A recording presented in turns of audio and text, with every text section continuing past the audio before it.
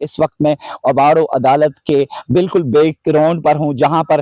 کچھ وقت پہلے راہب شر جو ڈاکو تھا اور ساتھ میں مور شر یہاں سے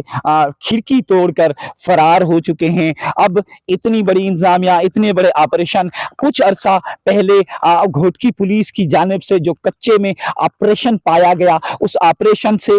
جو ڈکیٹ راہب شر اور مور شر پکڑے گئے، سلنڈر ہو گئے، عدالتوں میں پیشی تھی آج، اور پیشی کی حالت میں انہوں نے کھڑکی توڑی اور کھڑکی سے بھاگنے میں کامیاب ہو گئے، بلکہ جو راہب شر اور مور شر ہے ان کی ابھی تک یہ ٹوپی بھی پڑی ہوئی ہے اور ساتھ میں چپل بھی پڑے ہوئے ہیں۔ آگے میں آپ کو دکھا سکتا ہوں کہ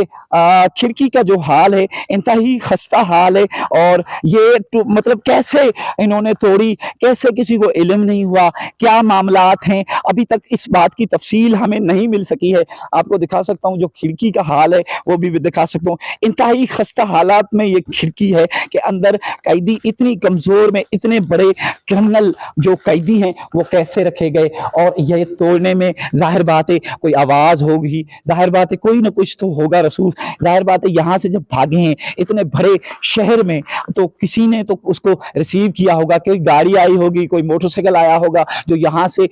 کھڑکی توڑ کر دونوں ڈاکو فرار ہونے میں کامیاب ہو چکے ہیں۔ انتظامیہ جو ہے اس وقت ہائی الرٹ ہے، گھوٹکی پولیس بالکل ہائی الرٹ ہے، اور پولیس کا آپریشن بھی تیزی سے جاری ہے، لیکن سوال یہ ہے کہ یہاں سے کھڑکی کیسے ٹوٹی، آواز نہیں ہوا اور پتہ ہی نہیں چلا، یہاں سے دونوں ڈاکو فرار ہو گئے۔ اس سے ہمیں سمجھ نہیں آ رہی کہ یہاں سے یہ جو کرن ارجن ہیں وہ بھاگ گئے۔ کہنے کا مقصد یہ ہے کہ راہب شر اور ساتھ میں مور شر